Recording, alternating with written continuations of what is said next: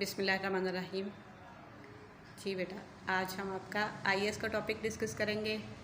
आपको पता है एक बहुत अहम मौका आ रहा है अनकरीब। क्या बोला? ईद उल अज़हा। शाबाश। आज का हमारा टॉपिक भी ईद उल अज़हा ही है। कोई बच्चा बता सकता है कौन सी इस्लामी तारीख को ईद उल अज़हा मनाई जाती है? इस्लामी तारीख बतानी है, बता दें बेटा, मिल के बता दें। 10 ज़िलहज को। और उससे पहले कौन सा बहुत अहम एक काम सरंजाम दिया जाता है मक्का मुकरमा में? बेटा, हज का फरीज़ा अदा किया जाता है, होता है ना? एक दिन पहले हज का फरीज़ा अदा किया जाता है। उससे अगले दिन सऊदी अरब में ईद मनाई जाती है। ईद उल कुर्बान भी कहते हैं इसको और ईद उल अज़हा भी कहते हैं। और फिर पाकिस्तान में उससे अगले दिन ईद उल अज़हा मनाई जाती है। बोर्ड की तरफ देखिए ज़रा, आज हमने आपके लिए कौन से अहम पॉइंट्स बनाए हैं कुछ। सबसे पहला यही है जो मैंने अभी आपको बताया कि इसको ईद उल अज़हा भी कहते हैं और ईद कुर्बान भी कहा जाता है। और ये 10 ज़िलहज को मनाई जाती है ये ईद। कुर्बानी के लिए किसी किस्म की कोई स्पेसिफिकेशन भी है कि क्या कुर्बान करना है, या आपको ऑप्शंस दिए गए हैं? जानवर तो करना है बेटा, लेकिन कौन सा जानवर?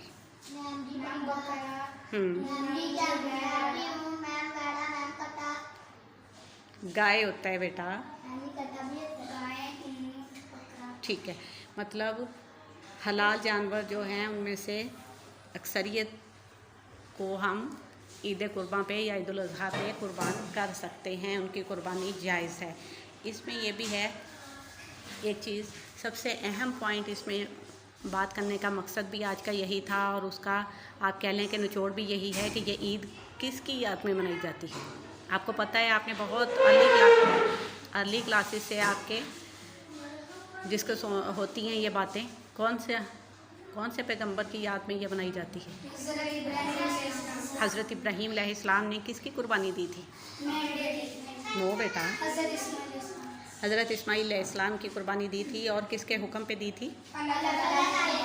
अल्लाह ताला के हुक्म से। अल्लाह ताला ने उन्हें ख्वाब में हुक्म इरशाद फरमाया था कि आप अपने प्यारे बेटे को अल्लाह ताला के रास्ते में कुर्बान करें। और उन्होंने पूरे खुलूस के साथ अल्लाह ताला के हुक्म की तामील की और इस ख्वाब का जिक्र अपने बेटे हज़रत इस्माईल अलैहिस्सलाम से किया था। और उन्होंने किसी भी किस्म के इनकार या एतराज़ के बगैर कह दिया था कि आप अल्लाह ताला ने आपको जो हुक्म इरशाद फरमाया है आप उसकी तामील कीजिए, मैं उसके लिए तैयार हूँ। सोचें ये किस कदर मतलब बड़ी बात है। ये आम इंसान, आप, मैं इसका तसव्वुर भी नहीं कर सकते।